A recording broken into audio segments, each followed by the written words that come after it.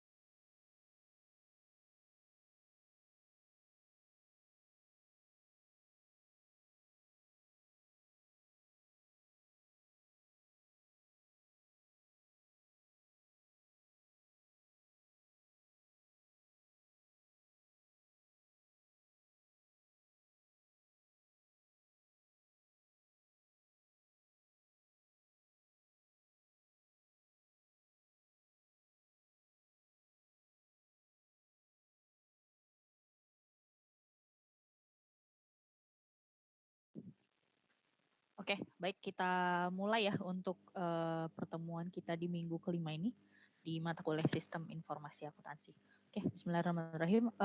Kita hari ini masuk ke sistem akuntansi pokok ya, rekan-rekan akuntansi 3D. Jadi minggu lalu kan kita udah bahas terkait database, lalu hubungannya dengan sistem informasi akuntansi. Nah, hari ini kita akan bahas terkait dengan si sistem informasi akuntansinya itu sendiri. Nah, jadi kita akan mulai masuk ke sistem akuntansi pokok. Jadi ada 4 bagian ya, yang bisa on cam silahkan on cam. Jadi ada 4 bagian. Jadi yang pertama itu sebenarnya secara prinsip sistem akuntansi pokok itu mirip dengan siklus akuntansi pada umumnya yang kita tahu ya. Jadi dia berawal dari dokumen sumber, kemudian dari dokumen sumber itu ke jurnal, kemudian masuk ke buku besar, lalu laporan keuangan. Nah, cuma di dalam sistem akuntansi pokok itu kita cuma ambil 4 bagian ya di dalam pembahasannya. Jadi ada yang pertama itu ada terkait formulir, kemudian yang kedua itu jurnal, kemudian yang keempat itu kita masuk ke chart of account ya. Nah, di minggu ini kita akan bahasnya itu dua dulu, di form sama di jurnal ya. Nah, di 2 minggu yang akan datang, karena minggu depan kan kita presentasi, di 2 minggu yang akan datang kita akan masuk ke buku besar sama si chart of account-nya ya. Oke, insya Allah kita akan masuk dulu ya ke 2 materi. Yang pertama di sistem akuntansi pokok.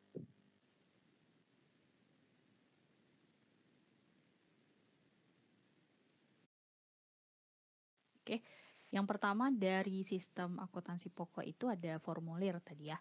Nah, formulir itu apa? Nah, sebetulnya formulir itu nanti kita akan bahas bahwa ada bentuk yang manual dan ada bentuk yang digitalnya. Karena kan digital itu sebetulnya asalnya dari manual gitu. Nah, kita akan bahas formulir secara manualnya dulu ya. Sama halnya dengan yang kita jumpai sehari-hari, sebetulnya formulir itu ya diartikan sebagai secari kertas ya, secari kertas yang isinya itu ada ruangan-ruangan kosong, baik itu nantinya bisa kita isi dengan pulpen ya, tulisan tangan ataupun mungkin pilihan gitu ya, atau mungkin kita biasanya kalau misalnya jenis kelamin kan perempuan, laki-laki, lalu yang benar tuh dilingkarin atau yang sifatnya itu memang opsional ya, ya atau tidak. Nah, bentuk-bentuk manual yang sering kita jumpai lah pada saat kita mengisi formulir. Nah, contohnya biasanya ya faktur penjualan, kemudian nota penjualan, memo internal, bahkan kwitansi yang sesederhana itu bentuknya panjang, kemudian kita cuma masukin nama penerima lalu tanda tangan dan jumlah dari uangnya, itu juga sebetulnya bentuk dari formulir.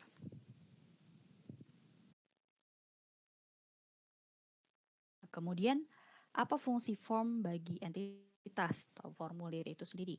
Nah, di sini secara teorinya itu ada 4 fungsi dari form itu sendiri, baik untuk entitas bisnis maupun entitas non-bisnis gitu ya. Nah, yang pertama yaitu menetapkan tanggung jawab timbulnya transaksi bisnis pada perusahaan. Nah, seperti yang kita tahu, transaksi yang ada di dalam pembukuan perusahaan itu kan sebetulnya transaksi yang terjadi di dalam company ya, baik yang non-bisnis maupun yang bisnis. Nah, ketika kita melakukan pencatatan transaksi tersebut ke dalam sebuah sistem informasi akuntansi, otomatis kan harus ada dasarnya sebetulnya ya. Dasarnya kenapa sih transaksi itu harus dimasukkan ke dalam pembukuan perusahaan? Nah, yang menjadi awalnya adalah kan si form tersebut ya, atau dokumen sumber. Nah, ini relate dengan fungsi yang nomor 2 sebetulnya. Nah, merekam data transaksi. Nah, dokumen sumber tersebut itu kan akan menjadi dasar seorang akuntan nantinya mencatat transaksi tersebut ke dalam sebuah pembukuan perusahaan gitu ya. Kemudian yang ketiga yaitu mengurangi kemungkinan kesalahan ya dengan cara menyatakan semua kejadian dalam bentuk tulisan. Nah, di dalam sebuah form, karena kita mencatatnya itu manual dengan pulpen ataupun alat yang lainnya. Jadi ketika ada kesalahan di dalam sebuah jurnal yang nantinya mungkin kita temuin pada saat closing, kita bisa merujuk ke dalam si dokumen sumbernya. Nah, jadi maksud fungsi dari mengurangi kesalahan itu seperti itu ya. Kemudian menyampaikan informasi pokok dari satu orang ke orang lain dalam organisasi yang sama atau ke organisasi yang lain. Nah, yang namanya bukti transaksi atau form transaksi, biasanya kan fungsinya itu bisa untuk internal, contoh memo internal misalnya. Atau dokumen yang sifatnya itu memang diberikan kepada organisasi lain atau kepada entitas lain. Contoh misalnya penjualan, pembelian, dan sebagainya. Nah, itu adalah fungsi form yang krusial ya bagi sebuah entitas. Dan penting adanya form itu seperti itu. Lalu seiring dengan berjalannya waktu, karena transaksi manual di dalam akuntansi juga sudah banyak berubah menggunakan sistem terkomputerisasi, maka form tersebut sudah berubah menjadi electronic form atau formulir elektronik. Nah, secara definisi sebetulnya sama ya, jadi merupakan ruang yang disiapkan yang nantinya itu akan diisi oleh si penggunanya.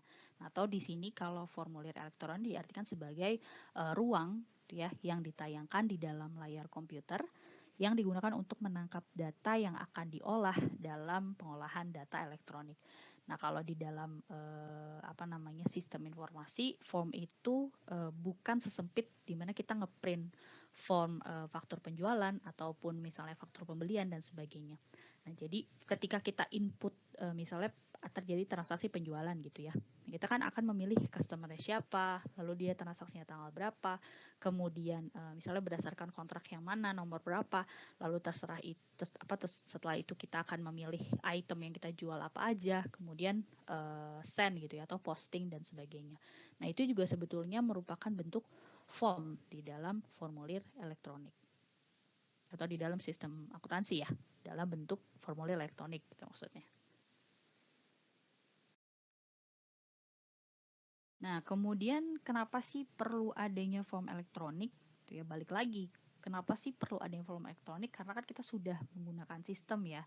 Hampir semua transaksi dalam suatu company itu ya memang sudah tercatat secara komputer. Nah, berarti harusnya ada dong kelebihan dari form elektronik. Nah, yang pertama tidak akan kehabisan form. Ya, karena dia bentuknya digital ya otomatis kita nggak perlu yang namanya ngeprint lagi gitu untuk form untuk form apapun itu. Ya, jadi selalu ada lah, selalu ready. Kemudian seiring dengan perkembangan zaman ya, karena memang semakin majunya teknologi, jadi manusia juga cenderung akan beralih ke yang namanya paperless. Jadi ya seiring dengan perkembangan zaman. Kemudian lebih efisien ya untuk mengatur mungkin dari segi biaya printnya. Lalu setelah itu kita juga nggak perlu maintain dia sedemikian rupa secara fisik, gitu ya. Jadi lebih efisien terkait biaya maupun space gitu untuk penyimpanan. Setelah itu meminimalisir kesalahan dalam penggunaan form. Nah, kalau misalnya di dalam form manual mungkin kan ketika salah ya ganti form gitu ya. Tapi kalau misalnya di dalam digital kan tinggal hapus aja, gitu ya. Tinggal hapus, bahkan bisa aja kita undo lalu kita ulang lagi. Nah, setelah itu kecepatan pengisian formnya juga itu termasuk lebih cepat dengan menggunakan digital ya. Nah, setelah itu penangkapan data yang hanya dilakukan satu kali ketimbang manual. Misalnya kalau manual itu kan biasanya karena dia belum terintegrasi, kadang antar satu bagian dengan bagian yang lain itu mungkin kita butuh form baru.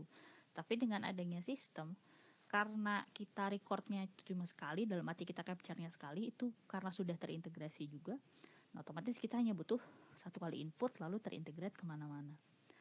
Nah, setelah itu tidak ada data yang mengambang. Nah, kalau misalnya manual itu kan bisa jadi pengirimannya butuh waktu antar satu departemen dengan departemen lain. Kemudian bisa jadi mungkin lama gitu ya prosesnya.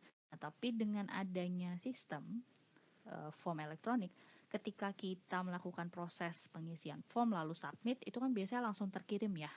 Jadi biasanya sih nggak ada jeda waktu kecuali mungkin prosesnya yang memang butuh waktu. Tapi terkait pemindahan antara form di satu tempat ke tempat lain itu kan butuh waktu yang cenderung lebih cepat gitu ya dengan form elektronik. Jadi data yang sifatnya gantung dalam arti belum dikirim itu jarang gitu ya karena memang sudah disubmit. Tapi bisa aja gitu ya ada sistem waiting list dulu gitu si formnya, baru ketika dia dirilis terkirim itu pun bisa gitu ya. Tapi dengan adanya sistem itu lebih mudah kontrolnya aja sih terhadap si data yang sudah kita input. Nah, setelah itu lebih mudah digunakan ya. Jadi buat orang-orang yang mungkin terbuka dengan perkembangan zaman, kemudian juga sudah mengharapkan yang namanya kemudahan di dalam sebuah form atau di dalam sebuah pencatatan transaksi, dengan adanya form elektronik ini justru memudahkan, ya bukan menyulitkan, karena lebih efisien itu tadi, gitu ya.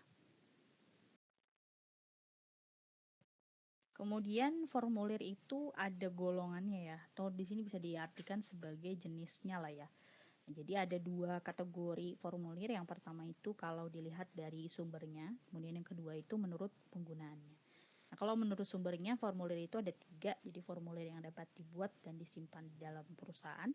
Lalu kemudian formulir yang dibuat dan dikirimkan kepada pihak luar perusahaan. Dan yang ketiga itu formulir yang diterima dari pihak luar perusahaan lalu kita simpan di internal perusahaan.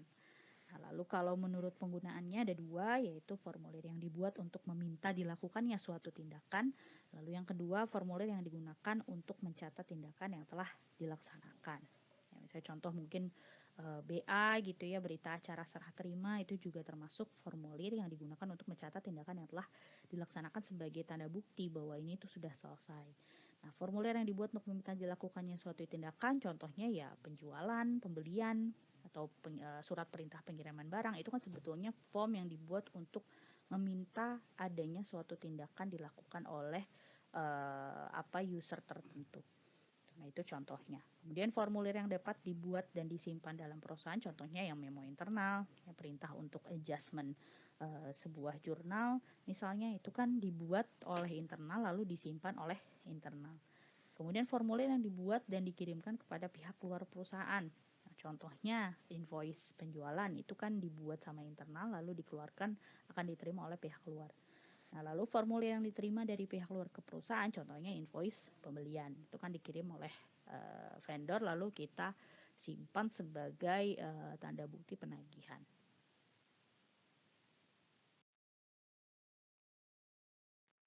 Lalu ada beberapa prinsip perancangan formulir ya, atau yang biasanya common ketika kita bikin formulir tuh ya ada ini semua. Gitu.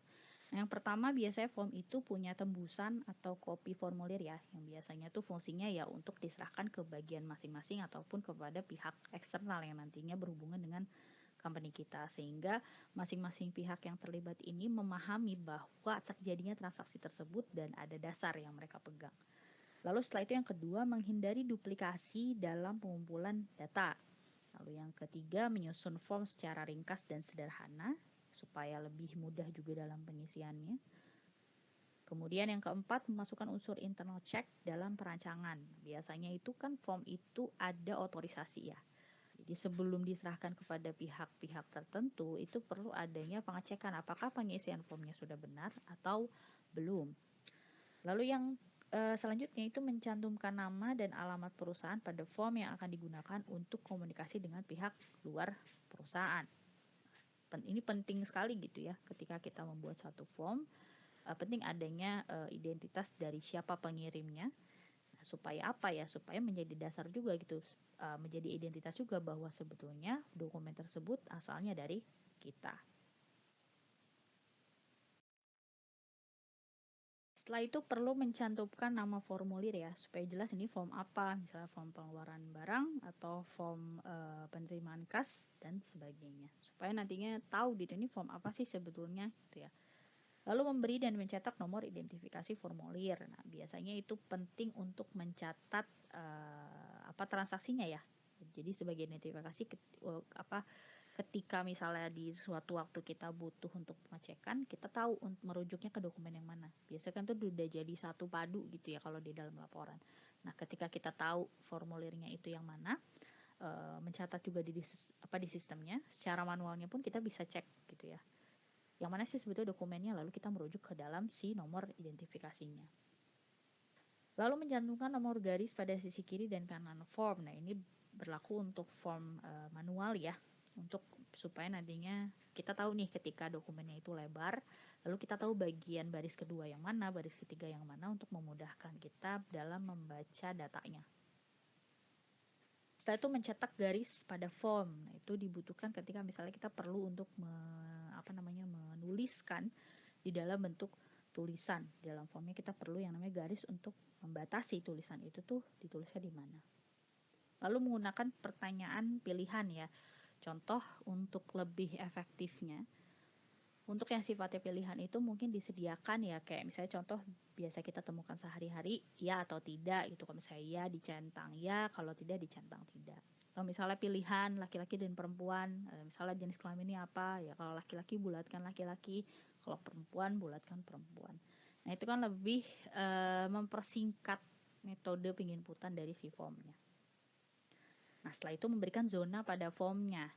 Contohnya kalau misalnya kita bisa sering temukan di dalam kehidupan nyatanya tuh biasanya ya dibagi per zonanya gitu ya. Misalnya zona identitas pribadi si pembuat gitu ya. Terus di bawahnya itu terkait dengan nomor rekening, lalu riwayat pendidikan dan sebagainya. Jadi dizonasi di dalam si formnya itu supaya nantinya memudahkan si pengisi formulir untuk lebih jelas gitu. Oh, ini harus isi apa sih gitu. Jadi dia bisa lebih informatif lah si formulirnya itu. Nah, lalu ini ada contoh formulir ya. Jadi ini surat order pembelian. Jadi ada identitas dari siapa pembuat formnya, kemudian nomor identitas dari bukti transaksinya, kemudian tanggal syaratnya, lalu tanggal yang diperlukan, misalnya mungkin tanggal berlakunya atau tanggal biasanya mungkin tanggal feedbacknya dan sebagainya. Kemudian ada kolom di situ nomor urut, nama barang, spesifikasi barang, satuan, kuantitas, harga satuan, jumlah harga, jumlah, kemudian keterangan lain-lain, dan otorisasi. Ini sebagai contoh form ya. Nah, lalu kemudian apa hubungannya dengan seorang sistem analis dari sistem informasi akuntansi dengan adanya form ini? Nah, form itu kan tadi yang udah sempat saya singgung di awal bahwa sebetulnya di dalam sistem informasi akuntansi, form itu bukan lagi sesempit bisa kita artikan faktur penjualan nanti akan di print di akhir ketika kita melakukan penginputan. Tapi ketika kita melakukan penginputan penjualan di awal, itu pun sudah bentuk form sebetulnya. Misalnya kita mungkin mencari customer siapa, alamatnya di mana, kemudian tanggal berapa, terminnya apa, barangnya apa yang dijual, dan sebagainya. Itu pun menjadi bentuk form di dalam sistem informasi akuntansi. Sehingga kita perlu melakukan analisa lebih jauh. Kebutuhan dari si pengguna dari sistemnya itu nanti terhadap formnya itu akan seperti apa. Kemudian informasi yang nantinya perlu dia input itu apa aja, itu juga perlu dilakukan analisa supaya nantinya form yang kita sediakan di dalam sistem informasinya pun itu sesuai dengan kebutuhan dari user. Nah, ini ada beberapa pertanyaan atau beberapa faktor yang nantinya perlu dipertimbangkan saat kita melakukan perancangan formulir, baik kita bicara digital maupun bicara manual ya. Nah, yang pertama, siapa yang memerlukan dokumen tersebut? Lalu yang kedua, informasi apa yang dibutuhkan? Lalu adakah formulir lain saat ini yang digunakan berisi informasi yang sama sehingga nanti kita bisa simplify itu atau enggak? Lalu setelah itu apakah elemen-elemen yang perlu dicantumkan di dalam form? Lalu apakah form akan diisi dengan tangan atau dengan komputer? Itu juga perlu digali. Lalu dalam ukuran apa form akan dicetak? Itu juga penting ya. Kemudian apakah form tersebut akan diarsipkan? Lalu di waktu kapan form dicetak? Nah, ini beberapa contoh ya. Contoh pertanyaan yang bisa kita ajukan kepada pengguna ketika kita melakukan proses perancangan dari form itu sendiri. Nah, lalu kapan dibutuhkannya form ya? Jadi yang pertama ini, kapan sih dibutuhkannya form itu? Ketika ada suatu kejadian yang memang harus dicatat. Nah, karena tadi kan yang namanya form itu sebagai bukti transaksi, apalagi yang sifatnya dokumen sumber, yang mau nggak mau itu akan dicatat sehingga itu menjadi bukti atau dasar ketika kita melakukan pencatatan ke dalam sebuah pembukuan akuntansi. Lalu yang kedua, jika suatu informasi tertentu harus dicatat berulang-ulang. Nah, apalagi yang sifatnya itu rutin dilakukan, otomatis itu perlu dicatat ke dalam formulir dan perlu didokumentasikan ya. Apalagi yang sering, itu kan pasti karena dia sering, lalu tiap hari frekuensinya cepat gitu ya. Nah, itu kan pasti sewaktu-waktu akan dimintai pertanggungjawaban. Kemudian kita juga akan melakukan analisis lebih lanjut sehingga butuh kita dokumentasikan.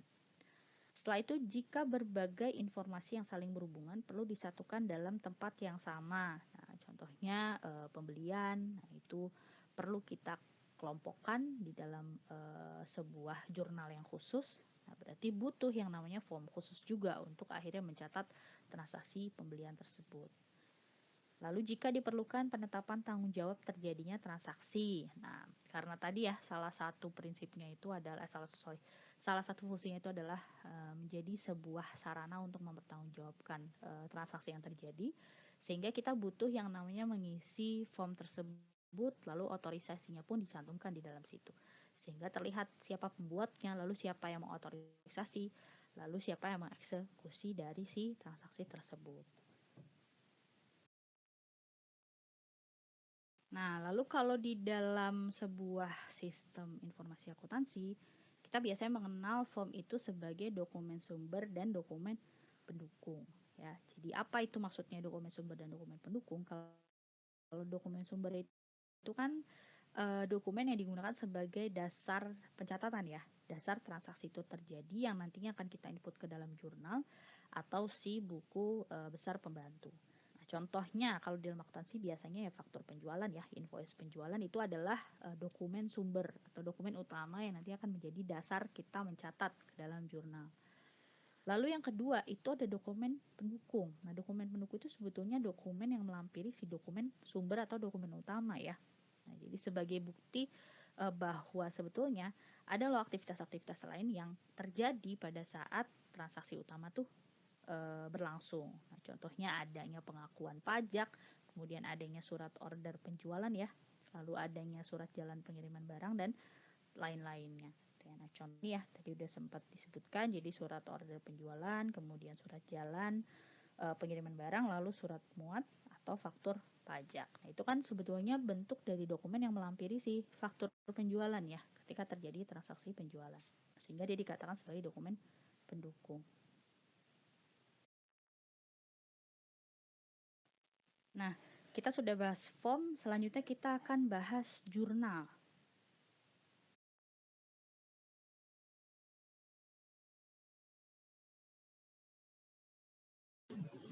Oke, karena udah jam 6 kita break dulu ya. Rekan-rekan semuanya kita balik lagi di jam 18.20 ya.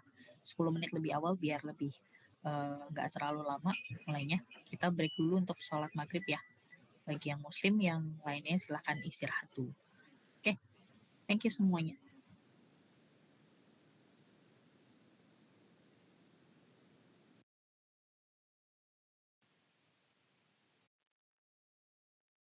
Nah, sebetulnya apa jurnal? Nah, jurnal itu kan ya teman-teman udah tahu ya bentuk dari jurnal. Nah, secara pengertiannya pun pasti sudah tahu. Jadi jurnal itu adalah catatan akuntansi pertama dan permanen yang digunakan untuk mencatat transaksi keuangan perusahaan. Yang biasanya secara formnya itu terbagi menjadi dua, yaitu jurnal umum dan jurnal khusus. Bedanya apa antara jurnal umum dan jurnal khusus? Baik, kalau jurnal umum itu ya untuk mencatat transaksi yang sifatnya umum, ya, yang nggak berhubungan dengan penerimaan kas, pengeluaran kas, penjualan ataupun pembelian. Nah, contohnya retur itu juga masuk dalam jurnal umum. Nah, kalau jurnal khusus itu biasanya ya jurnal penjualan, itu karena sifatnya rutin ya dia punya jurnal sendiri. Kemudian pembelian, lalu penerimaan kas dan pengeluaran kas.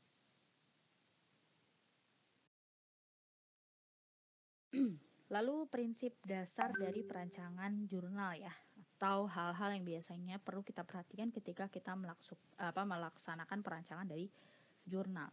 Yang pertama, jumlah jurnal itu harus memadai. Nah, maksudnya apa? Ketika kita melakukan sebuah transaksi di dalam satu company, itu kan semakin maju ya, sesuai dengan prinsipnya si akuntansi atau going concern, bahwasanya transaksi yang terjadi di dalam satu perusahaan itu kita harapkan maju ya. Jadi perusahaan itu kita harapkan bahwa dia akan berdiri terus, otomatis transaksi yang terjadi juga akan semakin banyak dan semakin maju. Nah, berarti kita juga perlu memperhatikan apakah jurnal yang kita siapkan itu sudah memadai atau semakin memadai, atau bahkan justru semakin tidak memadai, atau bahkan justru aktivitas yang rutinnya itu semakin banyak. Nah, itu kan akan menjadi analisa kita lebih lanjut ketika membuat form jurnalnya. Apakah semuanya akan tetap di dalam jurnal umum atau perlu dibuatkan jurnal khusus tersendiri. Lalu yang kedua, memisahkan transaksi ke dalam penggolongan pokok tertentu. Nah, misalnya tadi ya, kita sudah analisis terkait jurnalnya apakah masih sudah memadai atau ternyata masih perlu dibentuk jurnal khusus. Nah, kita juga perlu menggolongkan transaksi tersebut ketika misalnya memang dirasa transaksi ini tuh udah repetitif nih dan memang butuh pencatatan secara khusus. Akhirnya perlu dibuatkan sebagai jurnal khusus. Lalu menggunakan kolom-kolom khusus di dalam jurnal. Lalu yang selanjutnya, nama kolom dalam jurnal harus mewakili nama akun yang akan digunakan ya. Contoh di dalam jurnal khusus itu biasanya kolom itu mewakili si akun-akunnya tersebut ya. Kalau misalnya memang ternyata dia nggak repetitif, dia masuk ke lain-lain gitu biasanya. Nah, lalu kolom yang ada dalam jurnal digunakan untuk menjumlahkan angka yang akan diringkas ke dalam buku besar. Di dalam jurnal khusus itu kan biasanya kita tinggal jumlah ke bawah ya. Lalu di bawahnya itu ya langsung menjadi otomatis jumlahnya dari si kolom tersebut dan otomatis menjadi jumlah dari kolom atau dari akun tersebut. Saya piutang ya, piutang langsung ke bawah ya. Nah, kemudian perlu dirancang sedemikian rupa agar memudahkan. Jadi sebuah jurnal pun perlu yang namanya inovasi ya, perlu yang namanya pembaharuan. Sehingga semakin kesini ya semakin memudahkan, bukan malah menyulitkan. Lalu yang terakhir, harus ditetapkan hubungan antara dokumen sumber dan jurnal, sehingga di pertanggungjawabannya itu kebenaran informasi dapat ditentukan. Nah, sehingga kalau di poin yang terakhir ini maksudnya kita bisa tahu gitu, company ini bisa tahu bahwa sudah menentukan bahwa yang namanya faktur penjualan bener ya, itu tuh sebetulnya berhubungan dengan transaksi apa. Nah, apakah dia ternyata berhubungan dengan transaksi pembelian atau nggak ada nih gitu ya. Nah kalau misalnya ternyata nggak ada, harusnya kan dia nggak akan mungkin dicatat ke dalam akun pembelian. Nah seperti itu. Jadi ada pertanggungjawabannya bahwa ada relasi antara satu jurnal satu jurnal dengan si sumber dokumennya itu gitu, bahwa ini tuh arahnya kemana sih. Jadi nggak akan ada dokumen yang nyasar lah ibaratnya pencatatannya. Sebagai contoh ya, jurnal jenis-jenis jurnal itu sesuai jurnal khusus. Jadi yang pertama ada jurnal penjualan. Nah, ini yang tadi ya sebagai contoh yang dimaksud bahwa piutang dagang di debit, lalu penjualan tunai di debit sebagai contoh.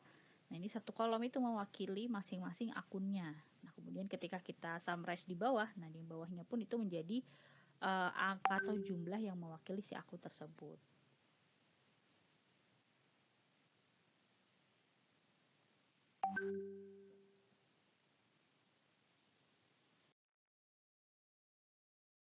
Nah, kemudian yang selanjutnya contoh jurnal pembelian ya. Nah, ini adalah contoh jurnal pembelian. Nah, untuk selanjutnya contoh dari jurnal penerimaan kas ya. Seperti ini contohnya. Lalu selanjutnya jurnal pengeluaran kas ya. Ini contoh dari jurnal pengeluaran kas. Nah, kemudian yang terakhir ini ada jurnal umum. Nah, jadi jurnal umum itu kan menjadi bagian dari jurnal khusus ya.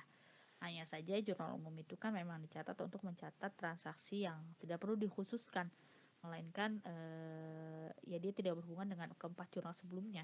Dia masuk ke dalam jurnal umum.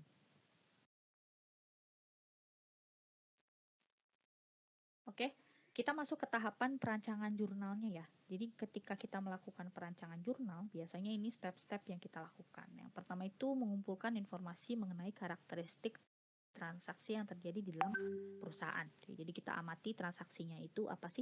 Nah, lalu apakah dia sifatnya itu ternyata sering terjadi atau seperti apa?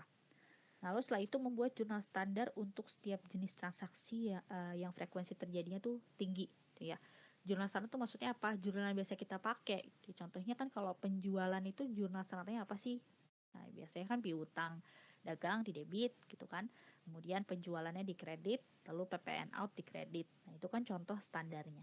Nah, kemudian dari transaksi yang terjadi kita analisis apakah ini sering terjadi atau bagaimana nih? Apakah dia butuh jurnal khusus atau enggak? Nah, jadi dari situ kita bisa menganalisa kira-kira jurnal khususnya akan seperti apa.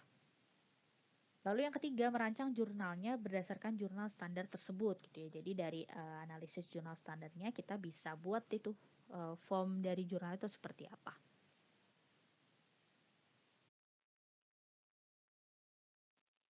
Nah, ini ada contoh step-step perancangan jurnal ya. Jadi yang pertama, ini ada hasil studi terhadap transaksi yang dilaksanakan oleh perusahaan, menunjukkan bahwa transaksi pemakaian bahan mempunyai frekuensi yang tinggi dalam jangka waktu 1 bulan.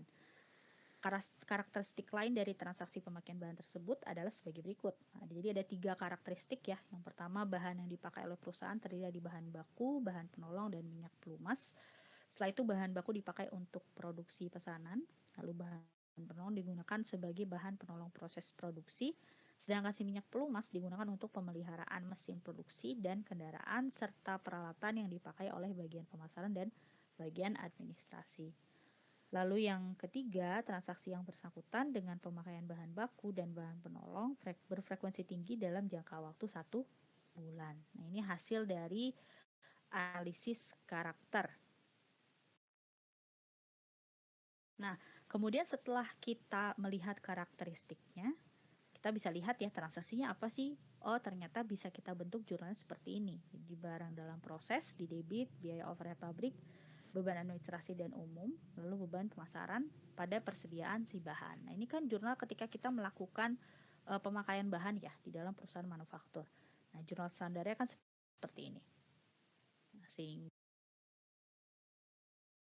Nah, kemudian setelah kita lakukan analisa karakteristik, lalu jurnal standarnya seperti apa, nah, kita bisa melakukan perancangan dari jurnal itu sendiri, yaitu jurnal pemakaian bahan, kemudian tanggalnya, lalu keterangannya apa, lalu nomor buktinya, kemudian barang dalam proses di debit, BOP di debit, lalu lain-lain di debit. Nah, itu terkait dengan biaya-biaya lainnya.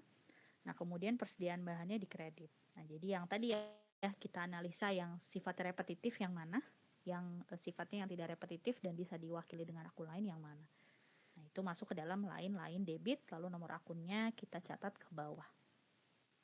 Nah, seperti ini ya contoh dari perancangan jurnal. Oke, baik. Ini materi kita untuk hari ini, yaitu terkait form dan jurnalnya. Nah, sampai sini silahkan ada pertanyaan atau ada hal-hal lain yang ingin didiskusikan, silahkan.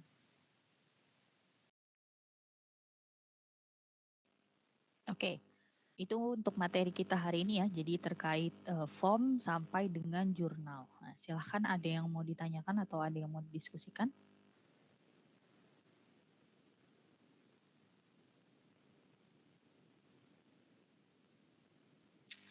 Oke, kalau belum ada, mungkin silahkan dicek studi kasus yang udah saya kirim di grup kelas ya.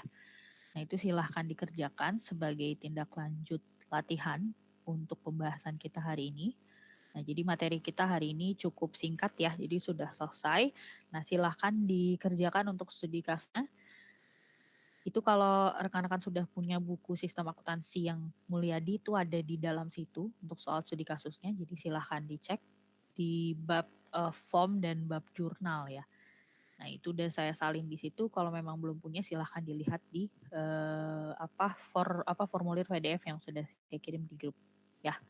Nah, silakan dikerjakan hari ini sampai dengan maksimal jam 8 ya, batas kelas maksimal kita. Jadi nanti jam 8 silahkan dari ketua kelas mohon untuk koordinasi rekan-rekan semuanya dan silahkan di-compile tugas dari masing-masing mahasiswa di AKT 3D ya, sorry. Nah, nanti silahkan dikirim ke saya by email link G Drive-nya. Ya. Oke, sampai sini ada yang perlu ditanyakan dulu sebelum kita tutup?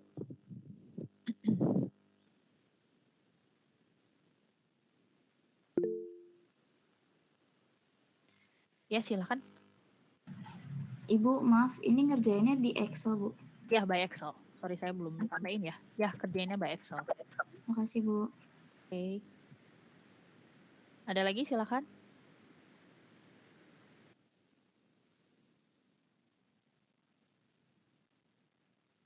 Sambil menunggu mungkin ada pertanyaan lain, kita sambil absen ya untuk AKT 3D. Amalia Salsabila. Hadir, Bu. Baik, Tesalonika. Hadir, Ibu. Audi Medina. Hadir, Bu.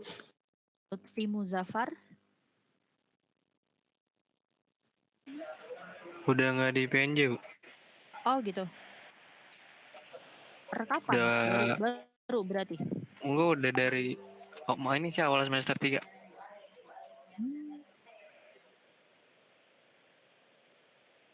Berarti dari semester, dari week pertama kita nggak hadir ya? Enggak. Oh, kok karena saya jarang absen ya? Masih kelas.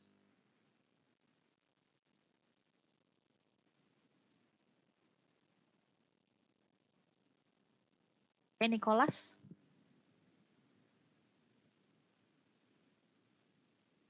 Nicholas Sahala. Oke. Nisa Chandra Diningrum. Hadir, Bu. Salsabila Zahra. Hadir, Bu. Aldrik Davarel. Hadir, Bu. Aulia Nur Najmilah. Hadir, Bu. Anis Julia Astriani. Hadir, Bu. Anissa Fitri. Hadir, Bu. Alia Agatha. Hadir, Bu. Lidiana Adrianti. Hadir, Bu. Tiara Nur Cahyani. Hadir, Bu. Larissa Putri.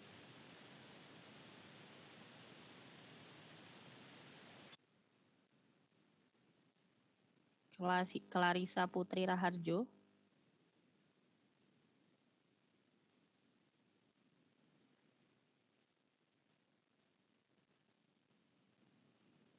nggak hadir atau memang udah nggak di PNJ atau gimana? Nggak ada kabar, Bu. Oke, Vito Yudantoro. Saya. Oke. Haidar Marwan. Hadir, Bu. Nashwa Diva. Hadir, Bu. Davi Abdillah. Hadir, Bu. Nashwa Sabrina. Elisiana Pradita. Hadir, Bu. Nabila Atika. Hadir, Bu. Eva Faiza. Hadir, Bu. Dina Zafira. Hadir, Bu. Dini Oktavia Savano. Hadir, Bu. Muhammad Dafa Darmawan.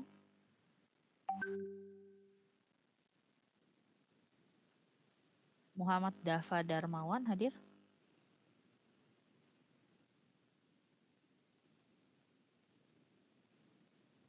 Nggak ada namanya sih di sini ya. Oke. Putri Farida. Hadir, Bu. Elsha Sabrina.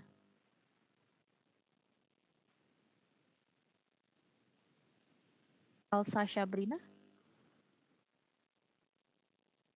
Tadi ada, Bu, cuman dia lagi nge-lag laptopnya. Oke.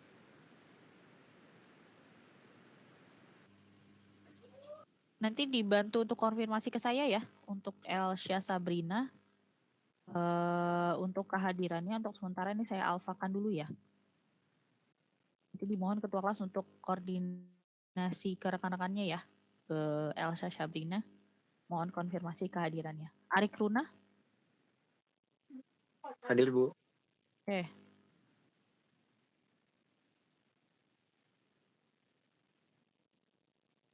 Muhammad Dafa Aditya. Hadir, Bu. Halo, Bu. Bu. Halo. Darmawan hadir, Bu. Laptop saya nggak tahu sinyalnya nggak masuk. Muhammad Dafa Darmawan, oke. Iya. Kasih, Bu. Oke, baik. Ya, Elsa Sabrina aja ya yang belum ada kabar karena belum raise hand juga dan belum ada info juga. Kalau memang lag, oke, baik. Oke, berarti hadir semua ya kecuali Clarissa Putri karena memang dari namanya pun nggak ada di list ini. Oke, baik, nggak hadir. Oke, kalau gitu sebelum kita tutup, ada yang mau ditanyakan? Belum ada ya? Oke, kalau gitu berarti silahkan dikerjakan untuk tugasnya. Nanti maksimal di jam 8 ketua kelas mohon untuk kirimkan linknya ya via email ataupun via WA nggak masalah untuk compile tugas-tugas dari semua mahasiswa di KT 3D ya. Oke, kalau gitu berarti kita cukupkan untuk kelas hari ini. Sampai ketemu di minggu depan ya. Tugas presentasinya di minggu depan untuk kelas AKT 3D di hari Rabu ya. Oke, terima kasih semuanya atas perhatian dan kehadirannya. Wassalamualaikum warahmatullahi wabarakatuh. Selamat malam semuanya. Thank you. Waalaikumsalam. Waalaikumsalam.